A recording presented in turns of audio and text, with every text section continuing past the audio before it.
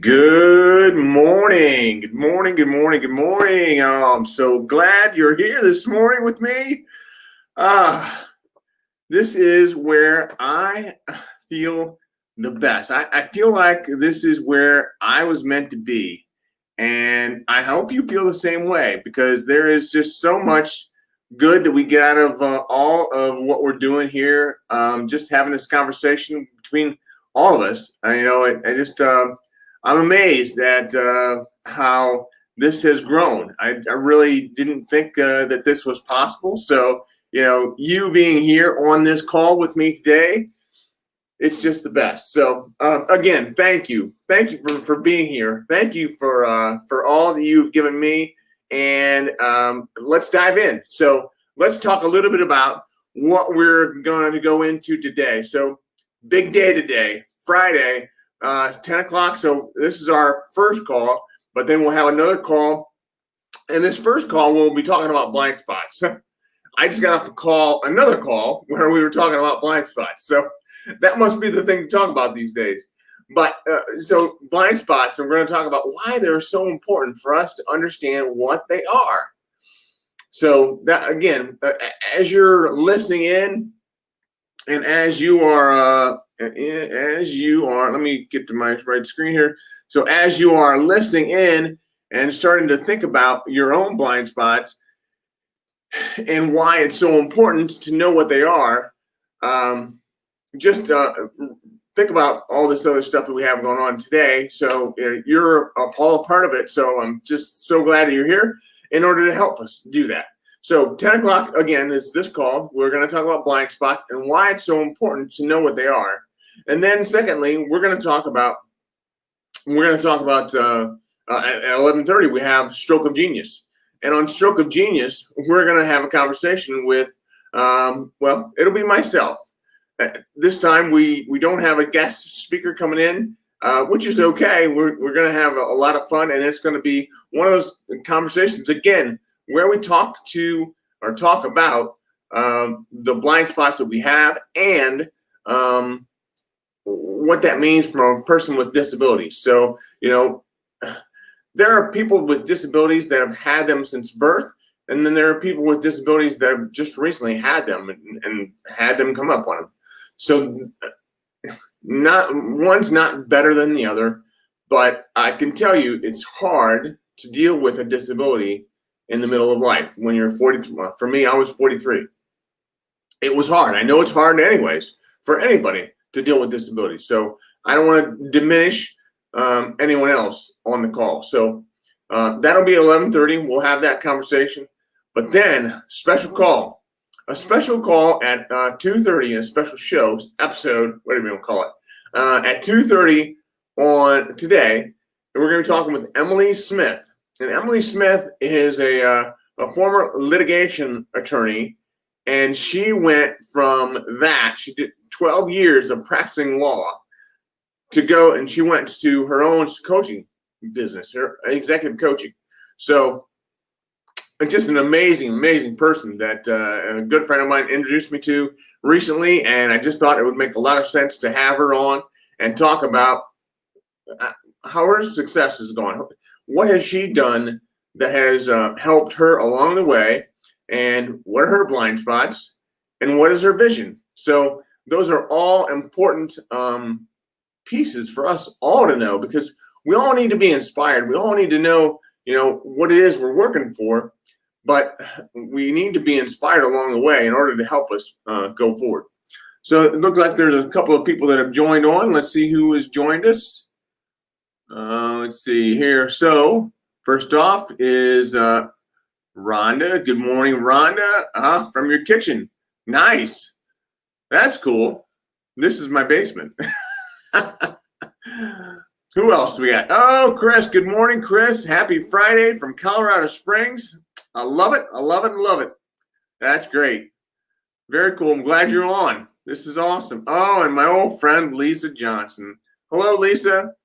Oh, okay.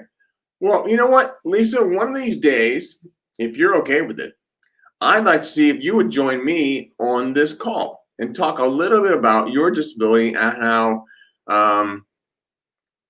how it shaped you and how you've been able to grow into the person that you are because of that. So that's something important. Let me move my chair. So that's something important to understand, that we all have something different in life. And disability is, not something that we all have.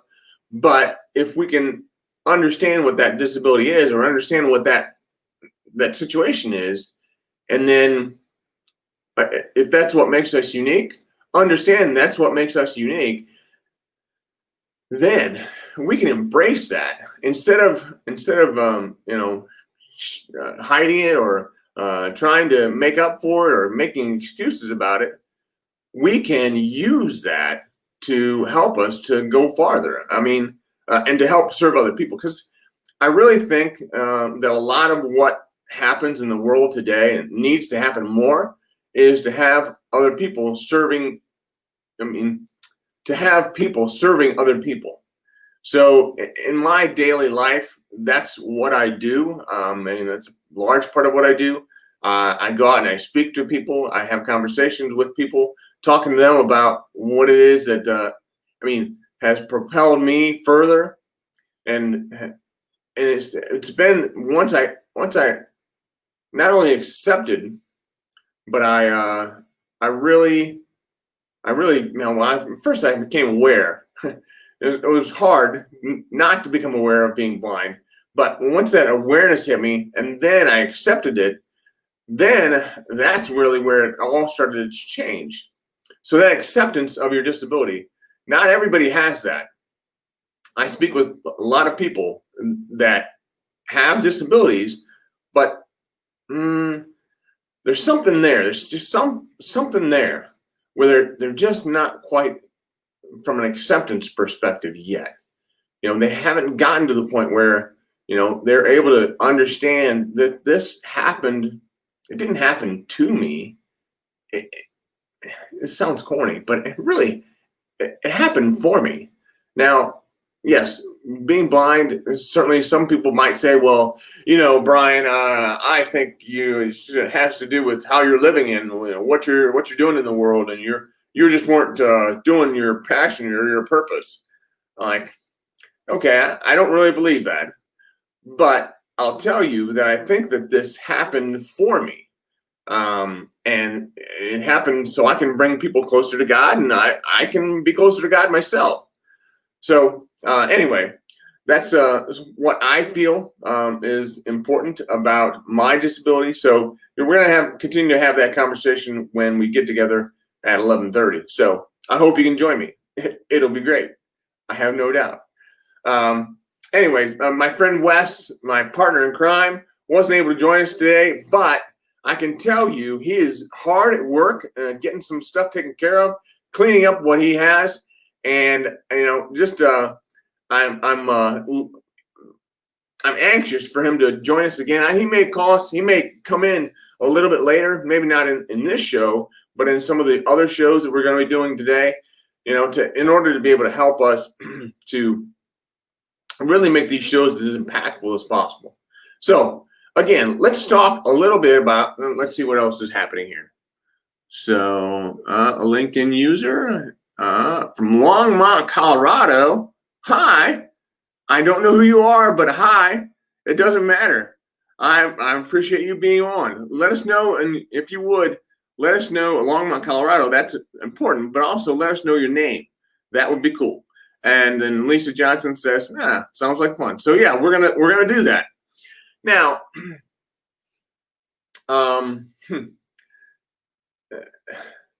this is interesting, because I'm at a point now where I feel like I know my vision. Who do we have here? Simon. Oh, is that Simon? Hi, Simon. How are you? Let us know a little bit more, if you would. What brings you on the call.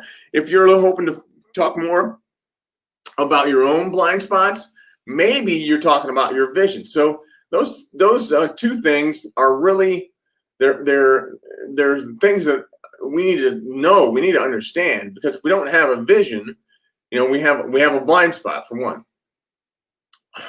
Some of my blind spots are not knowing that I needed to practice it every day. And I actually practice my speech. So it's a 45-minute keynote that actually is about 50 minutes right now. I need to cut it down, but I practice that every day and I go through it. So, it won't come off robotic. It'll come off smooth and it'll be the best. I have no doubt that it's going to do well to serve other people. And that's the whole idea of the keynote. So that's out there. And then, so that was a blind spot of mine at one point. Another blind spot that I had was making cold calls. Nobody likes making cold calls. I'm very few people, but I've gotten to the point where I feel more comfortable now making cold calls. I don't always have success. I mean, it's still a very long process, and it takes a lot of time. And the numbers, the percentages, I don't know if I get 5% or 10% from those calls. I mean, and those are people that actually will talk to me. So, I mean, you can imagine making 5, 10, 15 calls a day and only getting 1 or 2 people that will actually talk to you. Yeah, so that was a blind spot of mine that I didn't like to do it, but I kind of do like to do it because I like to meet new people and I like to talk with people. Now, it's hard when people don't know you. People don't know who you are. They think you're a telemarketer calling with a robocall, whatever. So you got to get through that mental. Really, it's a mental awareness, but it's mental self-limiting belief. So if you can get rid of that self-limiting belief, then you can really have some success. So those are cold calls. That was one thing. Oh, who else we got on? Oh, let's see. Simon Chen. Hi, Simon. Thank you very much for the additional information. And who else do we have? My friend Donna Trapani from the Ohio School for the Blind. So nice to see you, Donna. I'm so glad that we are on together and we're getting connected this way. It's been a long time. I mean, it was March when the last time. I don't even know if I know you said on your Facebook post yesterday, I think it was, that you had been working at the School for the Blind. So I just think that's great that you got to go in there and spend some time with them. I mean, obviously, I don't think the kids are there yet. So that's still, it's great that you got to go and see some of the people that are there from the admin perspective. So working at the School for the Blind is definitely, again, that was a blind spot of mine. 3 years ago when I first went I didn't even want to go and talk to them. It was Al Labar at the time. I didn't want to take the meeting, so somebody else set the meeting up for me. I'm like, okay, I'll go, but what do I have in common with the people at the School for the Blind? Really? What do you have in common? And then I thought, well, I don't want to speak to them because I'm not a speaker that goes out and speaks with people that are blind. I want to be something different. I needed to accept who I was because I am a guy that has blindness. I have partial blindness, and I also have visual impairments, but I also have blind spots. And if I can understand those blind spots and then begin to see through them, maybe I can help other people do that as well. That's what this is all about. It's helping other people in any way that I can. And I'm just so thankful to be able to do that. This has been a long road of getting there, and it's amazing to be able to get to where we are. So I'm thankful for that. Let's see here. Oh, another friend of mine, Kimberly Larson Phillips. Kim, it's so good seeing you this morning. I tell you what, you are one of the best people that I know for what you've done there at Sifrin with helping the people with disabilities. And it's called, I thought of what your event was called, this Self-Determination Runway. I mean, that was phenomenal. To be able to be a part of that there last year was great. And I just, I thank you so much for allowing me to come up and spend some time, and my wife as well. She was there with me, and just a great person and a great leader of that whole organization. So thank you for that. Let's see. Oh, yeah. I missed the coworkers there too. So Donna, thank you for that at the School for the Blind. There's a lot of great people that I've just they all have giving hearts. I mean, it's amazing to see the spirit and the attitude of the people. So I've been calling a lot on groups with, well, they support those with intellectual and developmental disabilities. So I call people, and I'm calling on the phone, and I'm like, yeah, my name is Brian Wagner. I was blind at the age of 43. And if they don't hang up on me, which with this group, nobody hangs up on you. So I started to have this conversation, and they actually, a lot of them, not all of them, gravitate to my story. And when they do, I mean, it's just, I feel like I'm at the School for the Blind, because at the School for the Blind, everybody there has such a giving heart. I think you have to be that way in order to work there. I mean, it's one of those situations where I've been in corporations. I used to work for IBM and all this stuff, but dealing with that sounds not nice, but working with people that are in that corporate mindset where they have to go to work, it's hard to be able to be even in the same room sometimes with them in order to be able to help them with whatever it is that I'm working on at that time. So at the School for the Blind and at these intellectual and developmental disability organizations, I mean, they are the salt of the earth. I just absolutely love working with them and getting to share my story with them as well. So that is one of those things that's really really been life-changing. So it was a blind spot of mine going to the School for the Blind. I didn't get it. It didn't make any sense to me. But once I went there, man, I mean, my life was changed, and it's never going to be the same, because working with those students it's the best. So I can't tell you how thankful I am. I mean, Donna, you're one of the first people that I met there, but you've been so helpful along the way, and I appreciate that. So again, blind spots. Tell me a little about what you think you might have for a blind spot. What is it that you have that is preventing you from moving forward? Maybe it's keeping you back. You don't see it. Now, I didn't see my blind spots as well, because if you can see your blind spot, maybe it's not a blind spot. Maybe it's just a self-limiting belief. So self-limiting beliefs and blind spots are similar, but you need to start to think about them, because you can probably do much more with what you have than what you are giving yourself credit for. So let's think about that. I'm gonna let you think and let you type while I take a drink of water and read some other comments that are coming in. But yeah, continue to think about what your blind spots are and how you can see through them.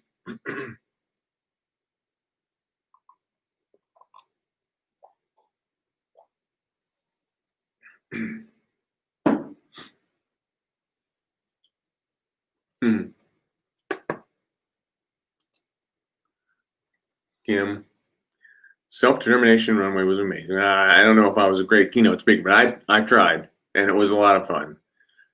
Yes, it absolutely is a calling to be there.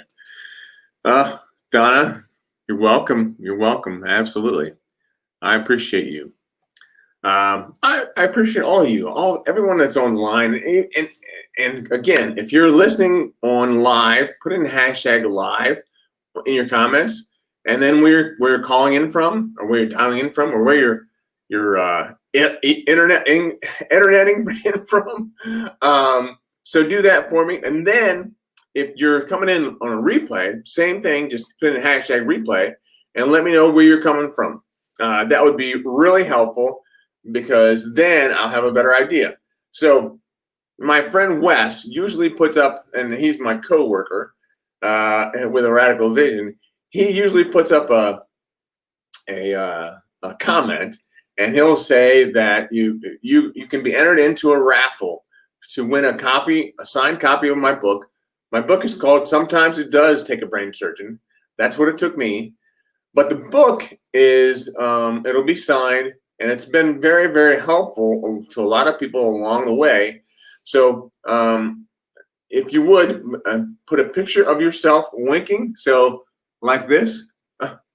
Here, I'm going to do it. Up front, and do it up front, up close to the camera like this, or do a selfie on your phone. And then just send it to your timeline. Put it in your timeline for Facebook or LinkedIn or whatever, and put a hashtag. Tag me on it, Brian Wagner, and then put a hashtag of Brian with one eye, and a hashtag of winking with Wagner, or a hashtag of winking without Wagner. Whatever, however you feel best about it. So that would be great. If you would do that, then you're going to be entered into the raffle. Now, I'm also going to tell you that I have a membership site, and this membership site, it's on a platform called Podia, which that doesn't matter. But what matters is that I'm putting a lot of content out there that you will be able to get to if you're a member of this membership site. So I think I told you yesterday that I'd put in the comments, and I don't think I did. So again, today I'm going to work to making sure, and we've got a lot of stuff going on, but I'm going to work to making sure that I put a link to the membership site in the comments. I'll do it on Facebook, LinkedIn, and then I'll do it also on YouTube. So that's where we're being covered today, and hopefully we can continue to serve more people and have this conversation with others. But let's see who we have dialing in or calling in. I don't see anyone. Nobody is talking about their blind spots. Does that mean nobody has blind spots? I don't think so. You just don't want to talk about them, and that's okay. Let's see. Communication. You can never have enough. Yeah. Can I communicate what I'm envisioning? Is it clear? It is clear. And am I truly putting those thoughts in my head without there to my team, family and colleagues, clearly. So yeah, communication is key, and to know that what you're communicating is the most efficient, and it's actually what you want to communicate. Because when you're typing or I mean, even doing a video, you lose some communication. You lose that feedback in the communication. So if you can understand what that person is saying and what that person is hearing, then you can really tailor your conversation to really what you want to say, what you want them to know. So if it's a one-way video and you don't have a chance to offer them feedback, then it's going to be hard. Same thing for any emails. That email is a tough thing to get it to a point where you're communicating with a full intentionality. I wouldn't say full intentionality. It's a full. What I want to say. It's a full understanding, really, of what it is you're saying, and you are communicating clearly and effectively with what you want to do. So let's see here. And Lisa is coming in live from Columbus, from Basement. Thank you very much. So yeah, so we're all trying to figure out what they are. So we all have blind spots, but what I found, for me anyways, is having conversations like this with people over the last few years, and it's taken a long time for me to be able to see my blind spots and for me to be able to do anything with my blind spots. Oh, I got to tell you, it's been one of the best things is just having conversations, listening to other people, talking with other people, and then hearing what they have to say when you ask for feedback. So it goes back to the whole thing we were talking about, I think a day or so ago, when it comes to feedback. And when you ask for feedback, you need to ask the right person. You need to ask for specific feedback. You need to ask for it in a timely manner. But, I think it's really important for us all to understand that when we ask for feedback and we receive it, we have to receive it as a gift. And what do you say when you receive a gift? Thank you. Exactly. So that'll determine how you receive feedback in the future. Who else do we have on? Michelle. Good morning, Michelle. How are you? I'm so glad you're on this morning. This is great. Let's see. Okay. Is it clear? Okay. Gotcha. And I think that was your earlier comment here where you said, oh, is it clear what I'm envisioning? What is it clear? And am I truly putting those thoughts in my head? Gotcha. Makes sense. Thank you for sharing that, Kim.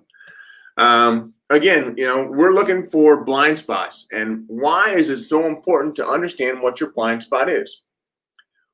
For me, it's important to understand what my blind spot is because I know that I have a vision. My vision is to be able to help people to embrace their own personal blindness to achieve a greater vision for their lives. That's all of you. That's all of you and more. I want to be able to do that. And if I can do that, then we're all going to be so much, I'm going to be happier. You're going to be happier, I'm sure. So how do you do that if you have blind spots? How do you do that if you have self-limiting beliefs? Well, you need to be able to see through those blind spots. You need to understand that something is happening that is preventing you from achieving your vision. That is definitely one of the most important parts of this whole process we're going through in order to help people to go farther than what they are today and help more people than they are today. If they can see through the blind spots, then they'll be able to do that. So I want to see what else we have going on here. I don't think anyone else has commented. So for right now, we're going to leave it there. But we've got a lot of stuff going on today with our other meetings we have. The call at 11:30. I hope you can join us for the Stroke of Genius. But then our call at 2:30 with Emily Smith. Wow, that's going to be great. I hope you can join us. I hope you can be there. I am so glad that you are here today with me, and this is all serving you well. We're going to continue to have these conversations. We're going to continue to work on this because it won't go away. We won't go away, and it won't go away on its own. So the more we have these conversations, the better off we're going to be. So thank you very much for joining me today. Thank you so much for all you do. I love you, and we will talk to you soon. And as always, keep one eye on the road. Thank you. Bye.